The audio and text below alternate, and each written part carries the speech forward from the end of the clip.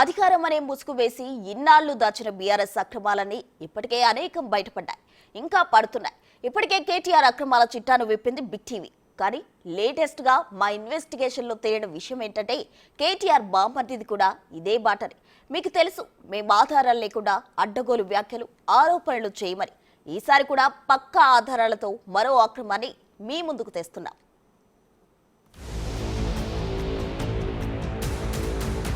ఇప్పుడు మేం చెప్పబోయే విషయం మీకు పూర్తిగా అర్థం కావాలంటే ముందు ఈ మాటలను ఓసారి వినండి.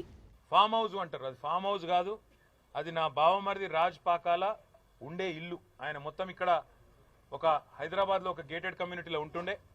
ఆడ ఇల్లు ఖాళీ చేసి దాదాపు 10-15 రోజుల కిందటనే పూర్తి స్థాయి ఇల్లు తనది ఇవాళ జన్వాడలోని రిజర్వ్ కాలనీ అని అక్కడ ఇల్లు కట్టుకున్నాడు. ఆ ఇళ్లలోకి పోయిండు. ఇళ్లలోకి పోయినప్పుడు పిలవలేకపోయిండు అందరినీ, బంధువులను కానీ మిత్రులను కానీ. వాళ్ళందరినీ ఇట్లా దసరా దీపావళి సందర్భంగా పిలుచుకున్నాడు. ఇళ్లలోకి పోయిన దావత్, అది ఇళ్లలోకి పోయిన ఫ్యామిలీ ఫంక్షన్. అది ఫామ్ హౌస్ కాదు, ఆయన ఉంటున్న ఇల్లు. జన్వాడలోని రిజర్వ్ కాలనీలో ఆయన కట్టుకున్న ఇల్లు. చాలా పద్ధతిగా వివరణ ఇస్తూ అక్కడ జరిగిన పార్టీని వెనకేసుకొస్తూ మాజీ మంత్రి బీఆర్ఎస్ నేత కేటీఆర్ ఇచ్చిన వివరణ ఇది. కానీ మేం ముందే చెప్పాం, ఈ ఫామ్ హౌస్ నిర్మాణమే ఓ పెద్ద అక్రమమని. గతంలో కేటీఆర్ ఫామ్ హౌస్ ఎలాగైతే అక్రమమని తేలిందో సేమ్ అదే ప్రొసీజర్ను ఫాలో అయితే ఇది కూడా అక్రమమని తేల్చారు అధికారులు. ఇప్పుడు దీనికి సంబంధించిన పూర్తి ఆధారాలు కూడా ఇప్పుడు బయటకొచ్చాయి. జీవో 111 ఎత్తేస్తామని చెప్పగానే జన్వాడలో లిటిగేషన్లో ఉన్న 7 ఎకరాల భూమిని స్వాధీనం చేసుకున్నారు పాకాల రాజు. సర్వే నంబర్ 691లో ఉంది ఆయన ప్రాపర్టీ. ఇదో లిటిగేషన్ ప్రాపర్టీ. ఇందులో 6,500 గజాల్లో 17,000 ఎస్ఎఫ్టీతో ఫామ్ హౌస్ ను నిర్మించారు.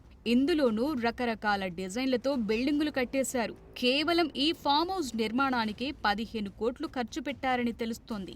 నిజానికి ఈ ప్రాంతంలో ఇంత పెద్ద నిర్మాణానికి నిబంధనలు ఒప్పుకోవు. ఎందుకంటే 111 జీవో పరిధిలో గ్రామ పంచాయతీ నుంచి కానీ హెచ్ఎండిఏ నుంచి కానీ పర్మిషన్స్ ఇవ్వరు. కనీసం కరెంటు మీటర్ కూడా రాదు. కానీ మంత్రి మనోడైతే, ఆ మంత్రి స్వయాన బావే అయితే ఇంకే ఉంది, మనం పాటించేదే రూల్, మనం తెచ్చిందే పర్మిషన్. గత ప్రభుత్వంలో ఇలానే నడిచిందే వ్యవహారం.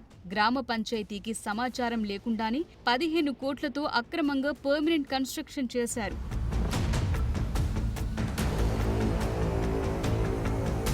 అయితే ఈ బిల్డింగ్ కదేంటి, అసలు పర్మిషన్స్ ఎలా ఇచ్చారు, ఎవరిచ్చారు అనే విషయాలపై బిగ్ టీవీ ఫోకస్ చేసింది. అన్ని వివరాలు తెలుసుకునేందుకు ఆర్టీఐకు దరఖాస్తు దాఖలు చేసింది.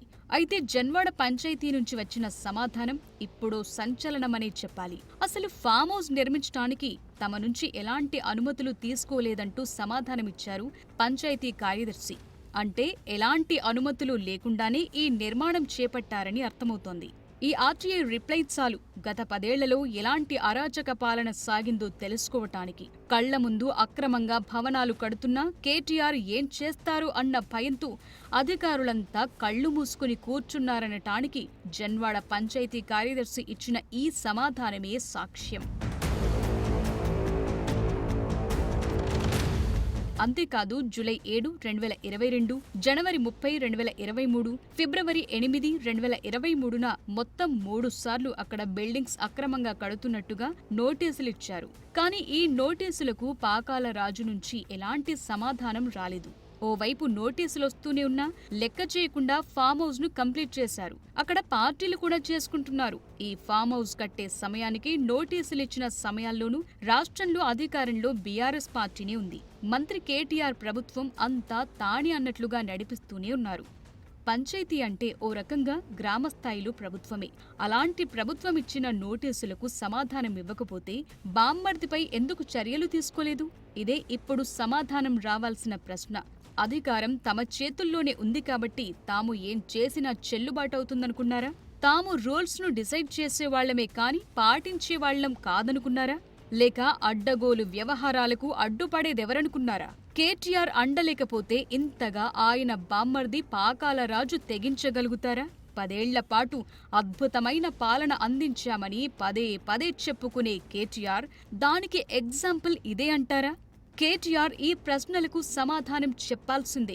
అటు పాకాలరాజు ఫామ్ హౌస్ అక్రమ కట్టడమని పంచాయతీ అధికారులే తేల్చారు కాబట్టి ప్రస్తుతమున్న ప్రభుత్వం ఎలాంటి చర్యలు తీసుకుంటుందన్నది ఆసక్తిగా మారింది.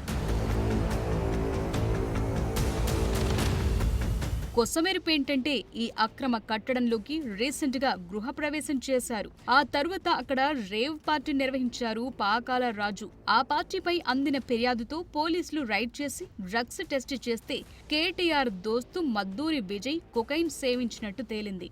దీనిపై దర్యాప్తు కొనసాగుతోంది. మరది ఫామ్ హౌస్ కాదని, సొంత ఇల్లంటూ కేటీఆర్ తన బామ్మర్ది తప్పేమీ లేదన్నట్టు సర్టిఫికేట్ ఇచ్చుకున్నారు. మరిప్పుడు ఏం సమాధానం చెప్తారు?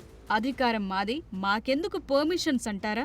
లేక ఇప్పటికైనా తాము చేసింది తప్పని ఒప్పుకుంటారా?